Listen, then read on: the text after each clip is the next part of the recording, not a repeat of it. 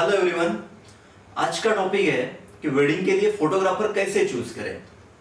तो सबसे पहले हमें यह समझना होगा कि फोटोग्राफी की अहमियत क्या होती है। अगर किसी भी चीज की अहमियत हमें पता चले तो हम उसकी प्रायोरिटीज तय कर सकते हैं। बहुत बार लोग ये कहते हैं कि फोटोग्राफी के बाद में एल्बम तो अलमारी में ही रहेगा, लेकिन सोचो, हम वेडिंग के लिए अच्छा डेकोरेशन चूज करते हैं, अच्छा हॉल चूज करते हैं, हम अच्छा वाला खाना रखते हैं, हम वेडिंग में जो ड्रेस पहनते हैं उसका डिजाइन, उसका कपड़ा हम अच्छी तरह से देख के लेते हैं, उसके ऊपर हम बहुत अच्छा खर्चा भी करते हैं। जब बारात होती है तब बारात शायद 3 या 4 घंटे चलती है, 5 घंटे चलती है। उसके लिए हम कम से कम डीजे के ऊपर 15,000 रुपए खर्चा कर ही लेते हैं। उसके ऊपर जितना खर्चा होता है उसके बारे में तो मैं बात ही नहीं कर रहा हूं। मुझे बताओ, इसमें से ऐसी कौन सी चीज है जो आपके साथ में हमेशा के लिए आगे रहती है? ना हॉल रहता है, ना डेकोरेशन रहता है, ना खाना रहता है। और वेडिंग के दिन जो हम ड्रेस पहनते हैं वो भी अलमारी में ही चला जाता है, उसके बाद हम उसे पहनते ही नहीं है। सो ये सभी चीजें वेडिंग के दिन आपके साथ में रहती है, उसके बाद में आपके साथ में क्या रहता है? सिर्फ यादें, और वो होती है फोटोग्राफी। और मैं यहाँ पे एक एग्जांपल देता हूँ। कोविड के पहले की बात है, मुझे एक वेडिंग फोटोग्राफी की ऑर्डर है। वो ऑर्डर थी ब्राइड की तरफ से। मैं फोटोग्राफी के लिए जब मैं वहां पे पहुंचा तो ग्रूम की तरफ से फोटोग्राफर ही नहीं था। सो ग्रूम को उतनी अहमियत नहीं थी फोटोग्राफी की। वो मुझे बोला कि आप फोटोग्राफ्स खींच लो और अगर बाद में मुझे लगेगा तो मैं एल्बम ले लूंगा। वो टाइम बीत गया, फोटोग्राफी हो गई। उसके बाद में कोविड के दिन थे, उसमें में 2 साल चले गए। ब्राइड की तो एल्बम मैंने बना के दे दी, लेकिन ग्रूम के फोटोग्राफ्स मेरे पास में पड़े ही रह गए। मैं सोच रहा था कि अभी डिलीट भी कर दूं, लेकिन एक दिन मुझे वो मार्केट में मिल गया। मैंने उसे पूछा, तुम्हें फोटोग्राफ चाहिए या मैं फोटोग्राफ डिलीट कर दूं? तो वो बोला नहीं नहीं, मुझे फोटोग्राफ चाहिए, मैं आता हूँ स्टूडियो में। वो बाद में स्टूडियो में आया, उसने फोटोग्राफ सिलेक्ट कर लिए, उसने ज़्यादा फोटोग्राफ सिलेक्ट कर लिए, ब्राइड से भी ज़्यादा, और उसका बजट भी थोड़ा सा हाई बन गया। लेकिन उसने वो एल्बम बना लिया और उसने कहीं कहीं तो डबल फोटोग्राफ्स ले लिए। तो मैंने उससे पूछा कि क्या कर रहे हो, डबल फोटोग्राफ्स क्यों ले रहे हैं? तो वो बोला कि ये जो मेरे चाचा जी थे या और कुछ रिश्तेदार थे वो कोविड में चले गए थे, नहीं थे। सो बोला कि ये सिर्फ मेरे पास यही फोटोग्राफ्स है जो आपने खींचे हैं, उनके और फोटोग्राफ्स भी नहीं है मेरे पास में। तो वो इमोशनल हो गया था। सो कुछ इमोशनल टच भी होता है।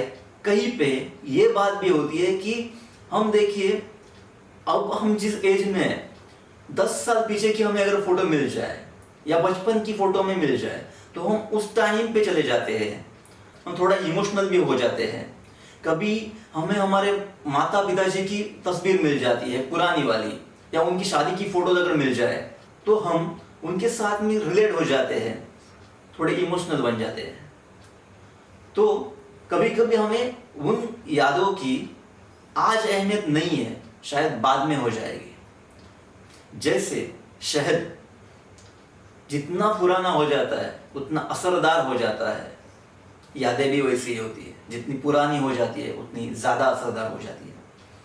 सो ये रही फोटोग्राफी की अहमियत। अब हम सोचते हैं कि फोटोग्राफर कैसे चूज करें। अगर हमें फोटोग्राफर चूज करना है तो पहले हमें पता होना चाहिए कि हमें फोटोग्राफी कैसी चाहिए। देखो, हर एक इंसान अलग अलग है, हर एक की टेस्ट अलग अलग है। किसी को मीठा पसंद है, किसी को तीखा पसंद है, किसी को नमकीन पसंद है। उसी तरह से मैं ये नहीं कहूंगा कि ये फोटोग्राफी अच्छी है, ये फोटोग्राफी बुरी है। पहले आप फोटोग्राफी थोड़ा स्टडी कर लो।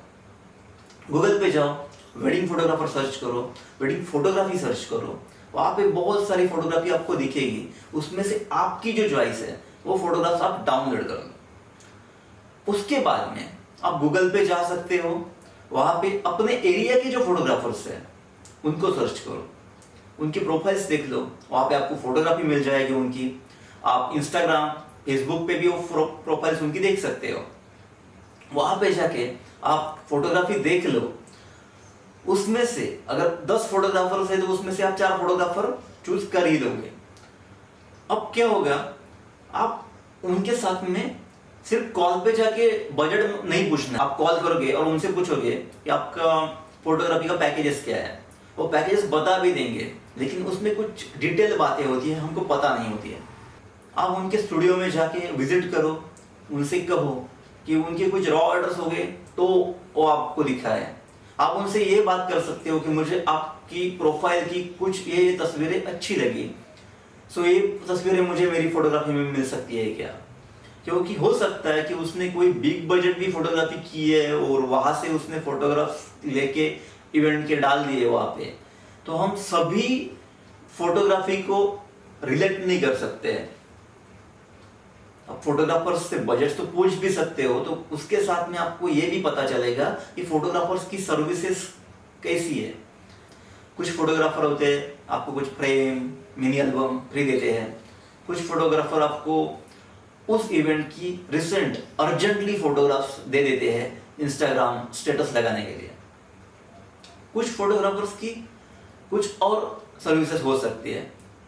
एग्जाम्पल के तौर पे अभी मैं 2024 में एक सर्विस ला रहा हूं जिसमें मैं AI यानी आर्टिफिशियल इंटेलिजेंस का यूज करके फोटोग्राफ्स डिस्ट्रीब्यूट करूंगा।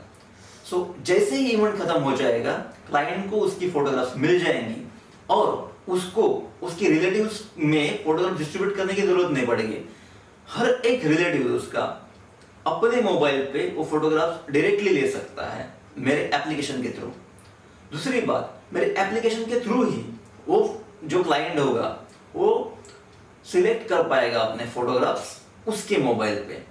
उसे किसी भी लैपटॉप की जरूरत नहीं पड़ेगी, ना उसको मेरे स्टूडियो में आने की जरूरत पड़ेगी।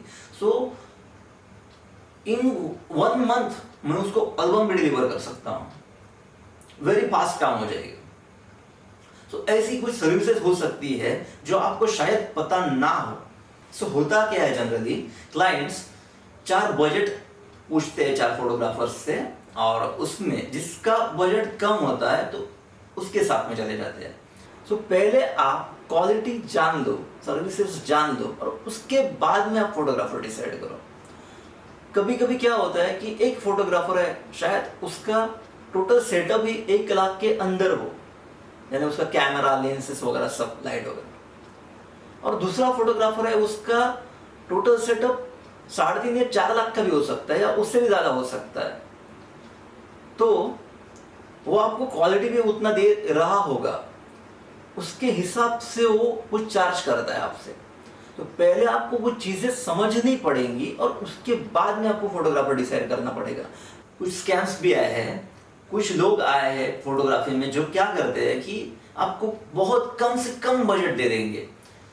आप क्या करोगे, कम बजट है तो हम जाते हैं उसके साथ में, और उसके बाद में ऐसे स्कैम होता है कि ना उनका स्टूडियो होता है, वो कहीं पे दूर पे बैठे होते हैं, और आप वहां से आप कहीं से उनको बुक कर लेते हो।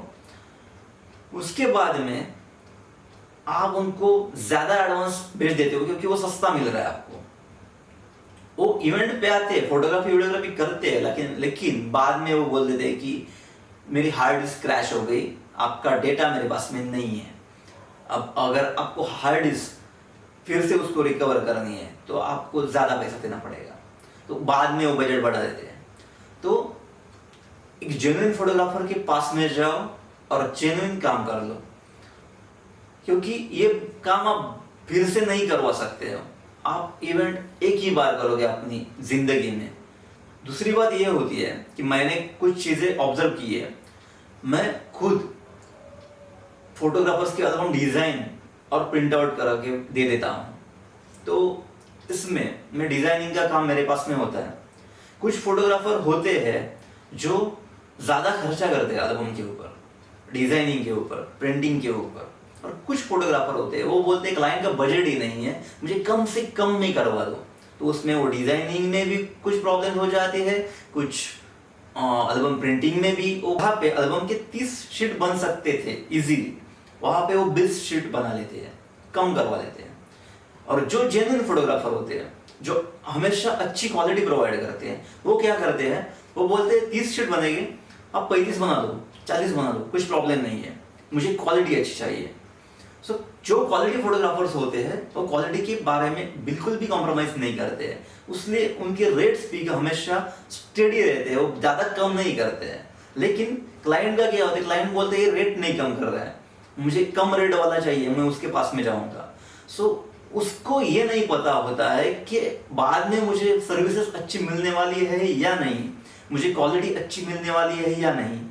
सो सभी चीज़ें आप देख लो, ऑफलाइन फोटोग्राफर के पास में जाके उनसे मिलो, सिर्फ कॉल के ऊपर बात ना करो, जाके उनसे मिलो, डिलीवरेबल्स के बारे में बात करो, उनकी कुछ टर्म्स एंड कंडीशंस होगी, आपकी कुछ टर्म्स एंड कंडीशंस होगी, तो आप डिस्कस कर लो वहाँ पे, और एक अच्छा फोटोग्राफर आप चूज कर लो आपकी टेस्ट के हिसाब से। अगर आपको मेरी इंफॉर्मेशन अच्छी लगी हो तो वीडियो को लाइक करो, सब्सक्राइब करो और शेयर करो। Thank you.